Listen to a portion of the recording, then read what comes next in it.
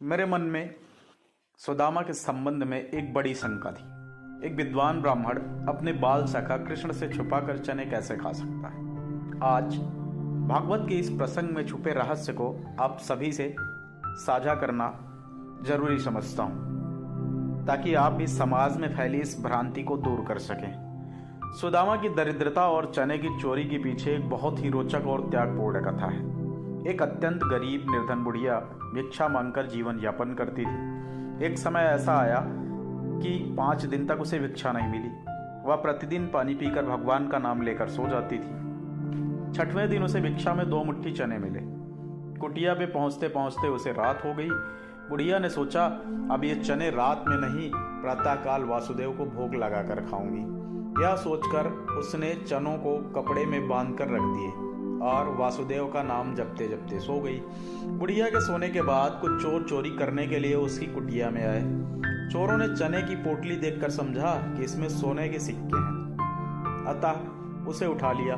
चोरों की आहट सुनकर बुढ़िया जाग गई और शोर मचाने लगी। शोर शराबा सुनकर गांव के सारे लोग चोरों को पकड़ने के लिए दौड़े। चने की पोटली लेकर भागे चोर पकड़े जाने के डर से संदीपन मुनि के आश्रम में छिप गए। इसी संदीपन मुनि के आश्रम में भगवान श्री कृष्ण और सुदामा शिक्षा ग्रहण कर रहे थे। चोरों की आहट सुनकर गुरुमाता को लगा कि कोई आश्रम के अंदर आया है। गुरुमाता ने पुकारा, कौन?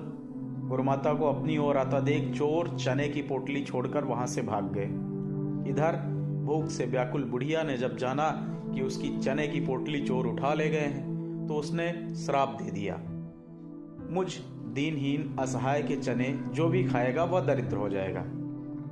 उधर प्रातःकाल आश्रम में झाड़ू लगाते समय गुरुमाता को वही चने की पोटली मिली।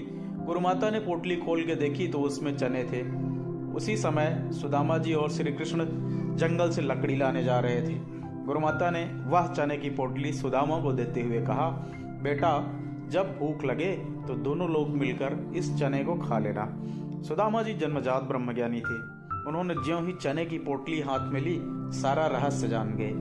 सुदामा ने सोचा, गुरुमाता ने कहा है कि यह चने दोनों लोग बराबर बांट के खाना, लेकिन ये चने अगर मैंने त्रिभुवनपति श्री कृष्ण को खिला दिए तो मेरे प्रभु के साथ साथ तीनों लोग दरिद्र हो जाएंगे। नहीं नहीं, मैं ऐसा नहीं होने दूंगा। मेरे जीवित रहते मेरे प्रभु दरिद्र हो जाएं, मैं ऐसा कदापि नहीं करूंगा। मैं ये चने स्वयं खा लूंगा, लेकिन कृष्ण को नहीं खाने दूंगा। और सुदामा ने कृष्ण से छुपाकर सारे चने खुद खा लिए।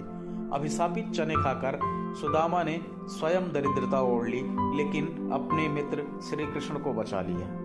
अद्वितीय त्याग का उदाहरण प्रस्तुत करने वाले सुदामा चोरी छिपे चने खाने का अपयश भी झेलें तो यह बहुत अन्याय है, परंतु मित्र धर्म निभाने का इससे बड़ा अप्रितम उदाहरण नहीं मिल सकता।